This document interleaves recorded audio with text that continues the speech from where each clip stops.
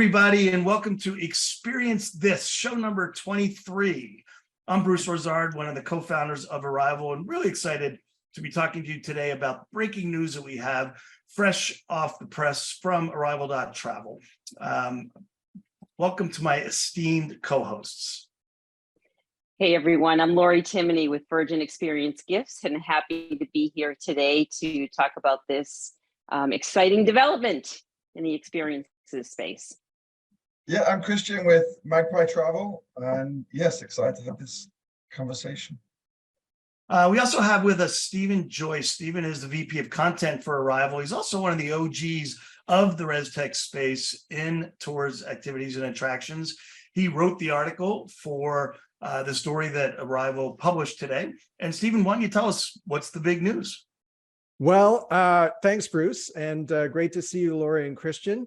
Yeah, the big news is that Rezdy and Checkfront have officially merged, or I guess really been acquired by a private equity company, and so are coming together under a single banner or umbrella to form arguably the largest independent reservation technology company. So a tech company that isn't owned by an OTA, because the other two major acquisitions in the space, Boken and Fair Harbor in the past, were both acquisitions done by OTA. So this is the first time that non-OTA has acquired Reztechs of this scale. So it's pretty big deal. It's 10,000 customers across the two platforms, arguably, and fairly similar size businesses. So Christian, what's your view on this? 10,000 customers, arguably,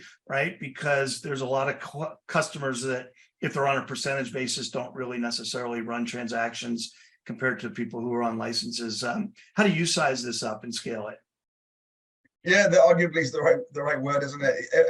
Everyone's got their numbers that they come to trade shows with, and I thought the numbers many years ago was sort of, well, definitely from Rezdy side was sort of 4,000. I think that was probably 5 years ago. So well, maybe gained 4,000 several years ago. Then they're well over 5 now. They've been growing. Yeah, well, obviously people, with COVID, so we dropped a few during COVID. But yeah, both large companies, two of the leading players definitely in the space. So yeah, big news. I mentioned some stuff on LinkedIn about mergers in general, but we can get into that in a second. Lori, what's your view? I think it's great. I really do, because this part of the business is so fragmented. Well, the business in general is to a degree, but certainly, I think there's like 150 Reztechs out there or something of that nature. Just too many. Really, it's hard to navigate that landscape when you are an operator and you're trying to figure out who you're supposed to integrate with. One of the things I think is interesting, from what I read, both of these companies are going to operate independently of each other. And that's a little bit of a bummer from my point of view, because when I look at it, I think, oh, wow, I'd love to be able to access the supply that Checkfront has. I'm coming at it from a reseller, and Rezdy is, they've got a lot in the tour and activity space, the attraction space. Checkfront actually has some interesting integrations. They're working with lodging, they're working with spas. So they actually have quite a bit of variety in regards to who they're integrated with. And so for me, my immediate thought when I heard this was, does this mean that I'm going to be able to access that supply? And if the answer is no, then, okay, I want to know what are some of the other good things that are going to come out of this. You see how she did that, Christian? I didn't know she was that selfish. Just, look at this deal. How does it help? It's all about her. So I can speak a little bit to that, because I asked that very same question to Jason and to Chris when I talked to him about this merger. Jason Morehouse, CEO. Jason Morehouse, CEO of Checkfront. CEO of Rezdy. Yeah. Yeah. Yeah, Jason. So their answer to that was, because I mean, what really is the point? If you're going to just run them as separate businesses, then what's the point in doing a merger other than maybe you get some benefits of scale around, merchant pricing or something? I don't know. So their response to that is that Rezdy is very much focused on the distribution. Checkfront's very much focused on the operator side, the operations side of the operator business. And the medium-term goal, not necessarily the short-term goal, but the medium-term goal is to give those Checkfront companies access to the distribution opportunities that exist in Rezdy, and for Rezdy to take advantage of the supply that exists in Checkfront. So to your point, Lori, from a distribution standpoint, I think that's where they're kind of looking at the synergies, is that they're two very different businesses. They don't just both offer the exact same Reztech. If that were the case, then why merge? Just buy one out and shut it down and acquire all of its customers. I think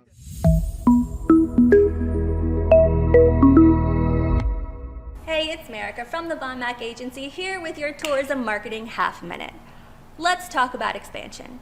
Are you thinking about opening another location for your business? Here's a fact to consider. According to a recent study, 70% of consumers are more likely to do business with a company that has a physical location within their community. So don't be afraid to set up some roots or fully engage with the CVB or DMO in the new area. This can help you get some referrals. And while your marketing strategy will surely be well researched, don't discount those key resources you probably already have in place. Go digital, create lookalike audiences based on your past purchasers, and target ads in those new geos for the win.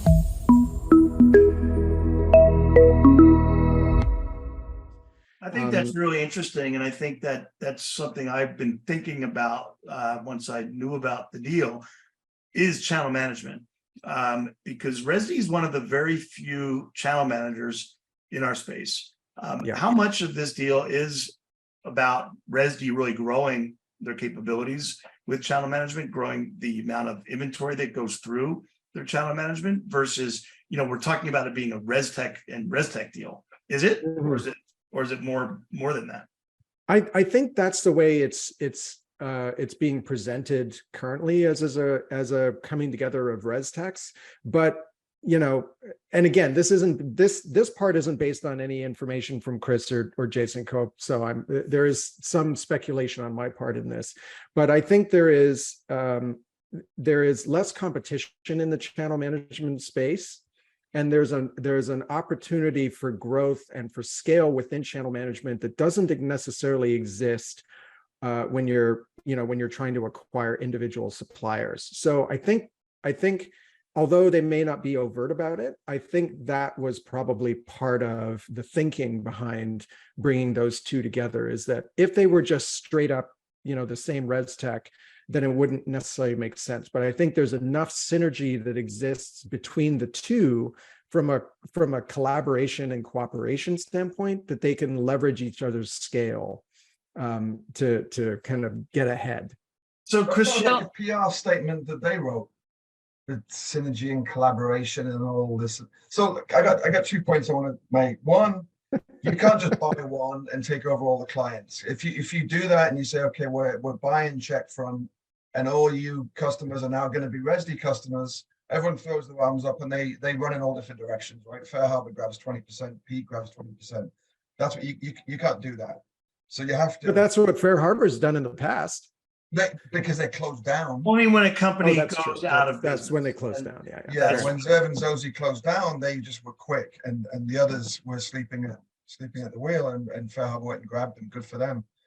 So you can't just take over and move people over, because those things are sticky and you upset everyone, and they actually get more upset because you made me move and do stuff, and now let me just go to the alternative. The other thing I want to say is that Rezdy's always struggled with having two pieces of the company, right? Because they are a Reztech and they've tried to be a separate channel manager. Most others haven't. Most of others have just got the channel manager attached, and Rezdy wants to be a separate. So for me, if this is the way for them to make Checkfront the Reztech and Rezdy the channel manager, there's synergy. if they're going to keep Rezdy as a Reztech, then it's just two companies with the same ownership. I don't see any synergies at all. Yeah, there's some, but I don't see synergy there. Lori, So go ahead. it's interesting when you look at, you know, the geo data as well, because it looks to me like, you know, obviously Rezdy's got this massive group of suppliers that are based in Australia. It's a significant piece of the pie. And Checkfront really, kind of on the opposite side, is really big in the US. Not that Rezdy isn't growing, but Checkfront is got the piece of the pie in the US. Mm-hmm. So to me, I definitely see that there's an opportunity there, but again, going back to what I said originally, for me, the opportunity is to be able to tap into each other's supply and to be able to offer that supply, you know, to be able to essentially offer that supply to the folks that you're already working with, like a reseller, for instance. I mean, that's what's interesting to me, that I would have new opportunities in different parts of the world, that I have new opportunities in different categories. If I can't have that, then it doesn't really mean anything to me specifically. However, I do have to say that I am happy that there is a coming together and there's a merger here. And I hope there's more of that down the road, which probably we should talk about. And I'm also happy that it wasn't, you know, in conjunction with an OTA. I'm happy that it was independent. I think that's a really good thing. Why does it make you talk so about that. happy that they're coming together? What's so happy about it? I think that there's too much Reztech out there. Like I said, I think it's confusing. There's too many. Well, there's I still have a going to be two counterpoint to brands. that. All right, go for it, Stephen. I have a counterpoint to that, only because the market itself is so fragmented, and there are so many different types of businesses that require slightly different way. And I know this only because I was in Reztech for a very long time, and operators, no matter how standardized we try to make them, or you know how operationally similar we try to make them, there are core parts of the business that are the same, but there are differences in terms of how a helicopter tour company runs, and there are differences in terms of how a small kayak operator runs. And I think there will be, although 150 may be too many, I think that there will always be reservation technology companies that are specific to niches that require specific operational considerations in their systems.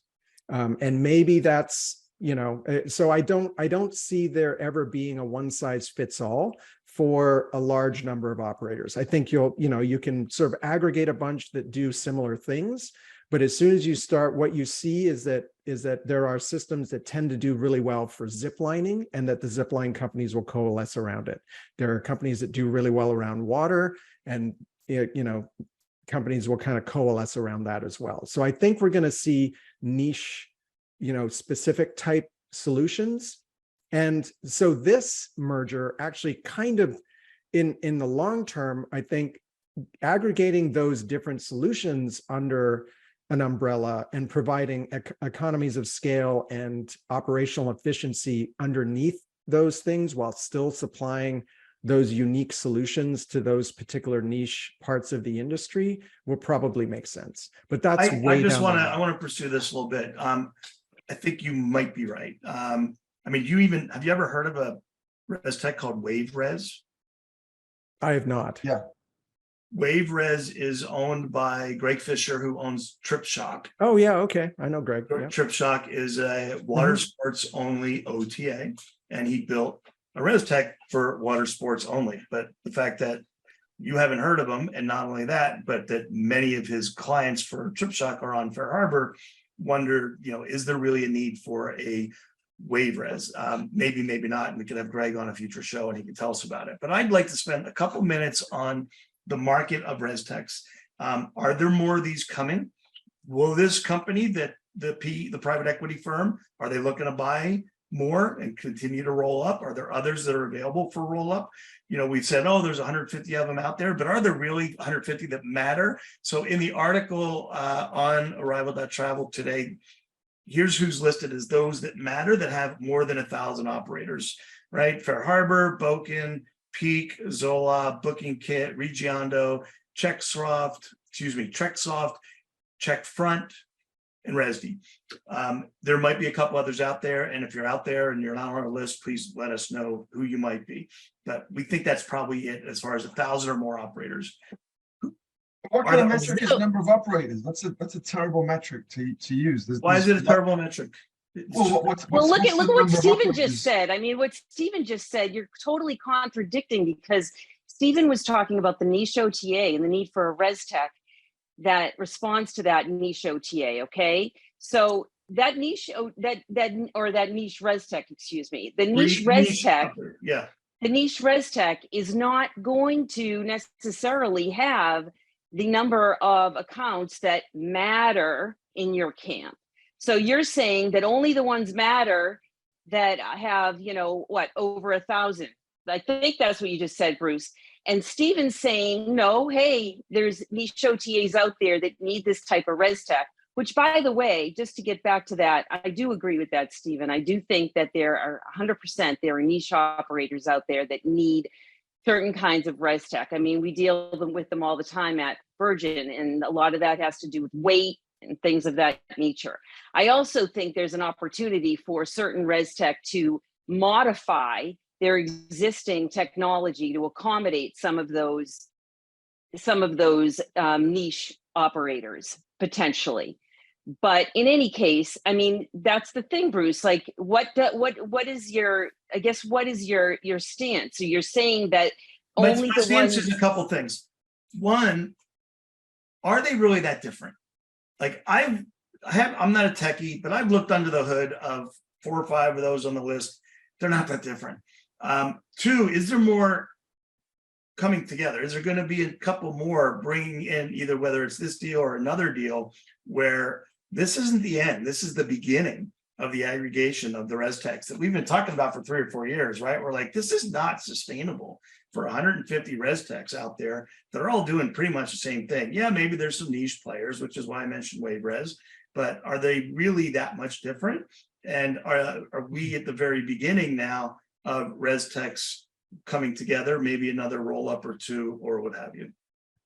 So features, I say yes, they're not the same, but they're all very similar, right? That most of these companies have been around a while now. There's no special secret feature that you can hide from your competitors. Everyone sees it. Day it comes out, it's usually quite easy to layer features on top. Doesn't mean they all have the same level of service over those features, and dynamic pricing is all very different, but not one of them are drastically different. 2 points on the future. One is, yes, the 150 is too many, and it was part of a bubble, and it was a bubble that started pre-COVID bubble. It's just too many for a fragmented market, and I think a lot of them are hitting saturation. And then the second thing we're doing, which is why we're here today discussing this, is the current state of financing, right? Both of these companies, Rezdy and Checkfront, were on the normal startup trajectory where you raise a seed. I think Checkfront's last round, actually, they jumped to around, they raised 10 million Canadian or US, whatever kind of dollars they raised. Rezdy raised a bit more than that, but they were on this trajectory. You're supposed to do seed, series A, B, C, D, and then you're supposed to go public. And you can't do that now. There's no series B around today in any companies, really. So you don't choose to get money from private equity. That's not your first choice. That's where you go when that's the best option there is. And for a lot of companies, that's the best option there is. So this wasn't a chosen path. This is just the best path that was available to these companies, I believe, today. It doesn't mean to say it's a negative thing, but you lost me at go public. Everyone's goal, right? Well, maybe, or just get acquired. Exit. Yeah. Exit is or maybe get acquired by an OTA. Yeah, none of these companies are ever. There's not too many public. left, though. So. Sorry, it's just not going to happen. And if you think that's going to happen, let me sell you a bridge that connects New York and Brooklyn. Yeah, it's just not, right? But there's exits that could happen. What this was originally was an exit for the founder of Rezdy, who's no longer there, right? He got paid. That was a big part of that money that came in. I have no idea what he got paid, but he got paid. But this doesn't pay off the previous investors. This is not the path they bought into. It pays them off, gets their money back.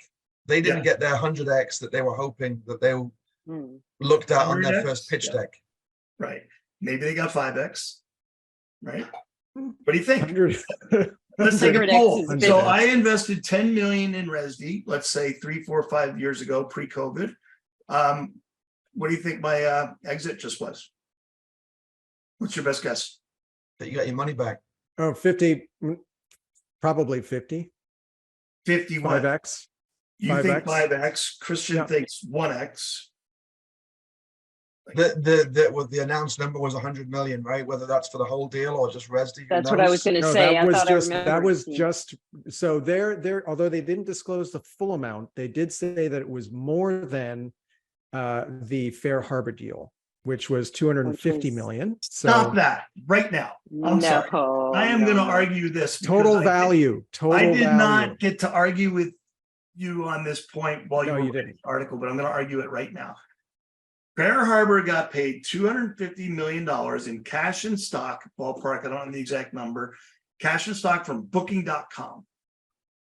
That stock is cash, basically, right? It's public stock. Yeah, it has value. Yeah. That exit for Lawrence and his buddies is $250 million. They just had to stay around for a year or two. Done. This valuation, if it was $100 million, Australian dollars or whatever, valued at, I don't care if it's freaking $500 million. It's just paper, right? There's no one can take that. Chris can't take that to the bank and say, give me $500. Well, we don't know what the cash value was. We don't know what the cash amount was that they paid in, right? That we don't have visibility into that. No, we don't. But my point is to compare this to $250 million for Fair Harbor is, in my mind, irrelevant. It's only relevant when there's an actual exit. So if this new entity sells to someone for 300 million to Viator, okay, now they're cash. And now they have a bigger deal than what Fair Harbor got. Until that happens, until there's an actual exit, I'm sorry, I'm not willing to compare it. Okay. Are you saying, Stephen, that was mentioned, that the value of the deal, that the valuations around this were more than 250 million? For this deal, they were quoting it as the biggest transaction in Reztech, right? Yeah. And so we adjusted that to one of the biggest because, again, it's without actual numbers, we can't verify, right? So it's trust but verify when we can't verify. Well, and it's valuation. Valuation is bullshit. Valuation is bullshit until it's actual cash or public stock. Well, I see what you're saying, Bruce, and it is, but it isn't. Somebody's putting money in at that valuation, whatever the valuation is. When Peak raised their last round of whatever it was, 80 something, there was a real valuation that investors put money down on, saying, I believe this company's worth 400 million or whatever the money. Sure. And are they going to exit for 400 million? I'm not saying that, but I'm saying that somebody believed and put money down that it was worth whatever that number is. Let me use your favorite company since you wanted to talk about them today. Hopper is currently valued at like $4 billion. They have never made a profit, ever. 5 billion, Bruce. 5 billion. $5 billion, right?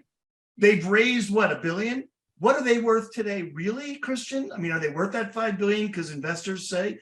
I don't think they've actually been. You can talk about WeWork. What are they worth? Yeah. That's my point. What is WeWork worth? I think WeWork's worth 5 billion. I think that if you want to million with an M. No, billion. If you want to start a $5 billion company, the easiest way is to raise 10 billion.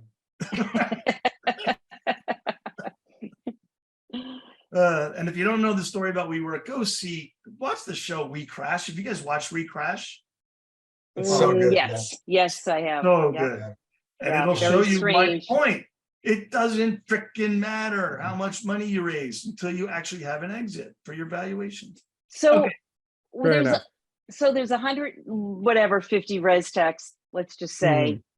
We know some of them, most of them are small. They don't matter, right, Bruce? According to Bruce, they don't matter. No, don't you dare say that. My friend Maria Travel Topos will kill me. Do not say No, that. I didn't say it. You said And it. said, No, so they're mostly small, right? Some of them deal with the niche operators. Some of them are just doing the same thing that others are doing. So what happens to the space?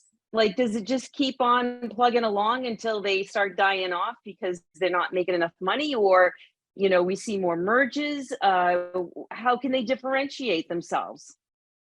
How do they stay in the game? Well, so I think you hit the nail on the head there is, are they making enough money to survive? I think there are, with the transaction models that have evolved over the last 15 years, right? Like when I was with Rezgo, like we went through the subscription pricing model, we went through a free, through the freemium model. And it wasn't until we settled onto the transaction model in 2009, by the way, is when we came up with that, that we were able to actually generate significant revenue enough to grow that business, right? So that's the model that's now kind of stuck with the Reztech industry, because that's the one that makes the most sense from a revenue standpoint. You can build a very nice business and continue that business without growing exponentially, and live a very comfortable life with that type of business. Do you need to grow to the scale of a Fair Harbor or a Peak or a Rezdy or a Checkfront? No, if they're comfortable serving their clients and their clients are sticking around, you can run a perfectly good software company for once you decades. raise money. Not right? once you raise money. Once Correct. you raise money, you have a VC back there. The Yeah. expectations You're no longer are allowed totally to leave different. a nice, comfortable life running a Reztech. Yes. Right. Just giving that away. And by the way, Checkfront actually has a subscription model, I believe, Stephen. They have both. Yeah. They have both. Okay. Yeah. Because I used to get into arguments with Jason all the time. Like that was our big thing for years, was like their subscription, we're a transaction fee, and we badger each other over our pricing models for years. So luckily we've settled on that now, but we're fine. He clearly comments on this. What comes next? What comes next? I'm going to go around the room and ask you for your thoughts on that. Christian, I'm going to start with you. What's next in this world?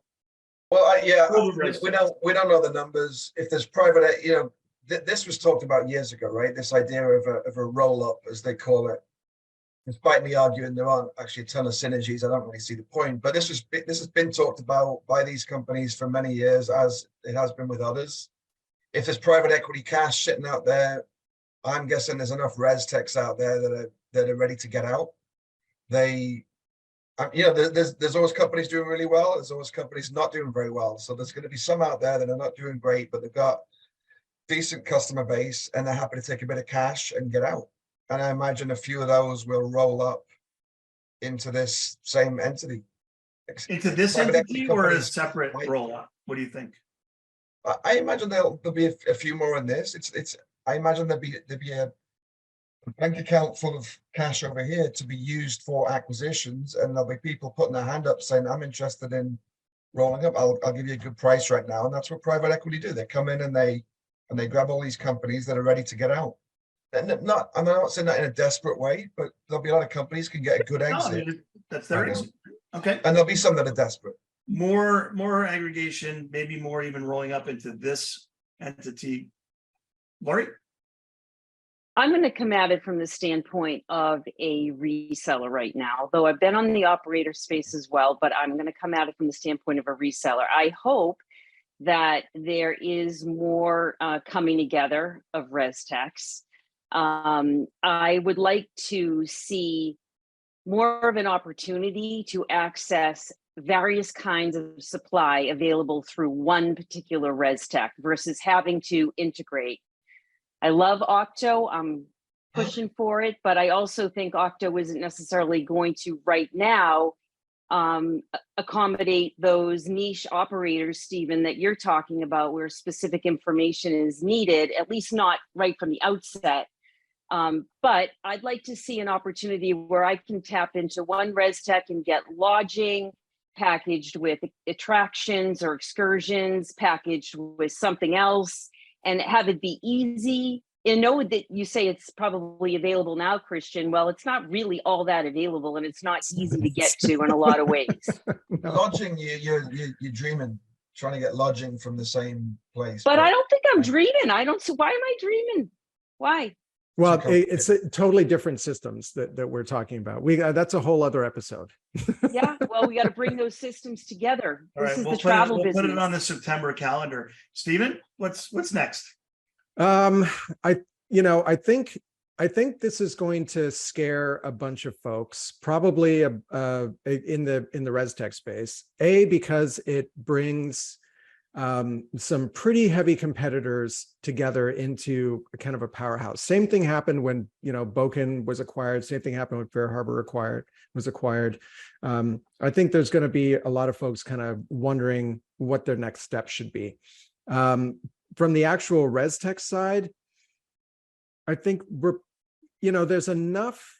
When we look at the numbers, and Bruce, arguably you called me out on this in the article about the 5%, less than 5% of the total market in terms of the number of operators in the world. So we estimate that there's 1 million operators in the world globally, right? And they've got about 50,000 kind of spread out with amongst all of that, that list that we provided.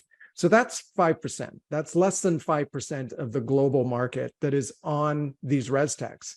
There's still 95% of that market that is not on Reztech. So there's a lot of room for people to play.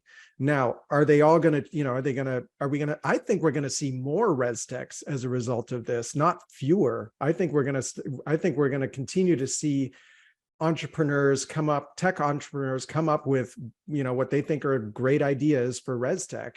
Some of them will fail. Some of them will maybe catch on into lifestyle businesses. Some of them may drop off and their customers will move on to other systems. But I don't think we're going to see a slowing down. I think this only helps to excite people about the idea of being innovative, because what they will see then is they will go, those guys are big, like Fair Harbor is big and Boken is big. They're going to stop innovating because now they're all about just cash flow.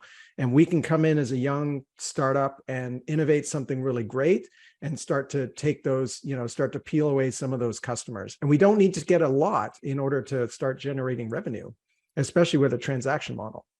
Yeah.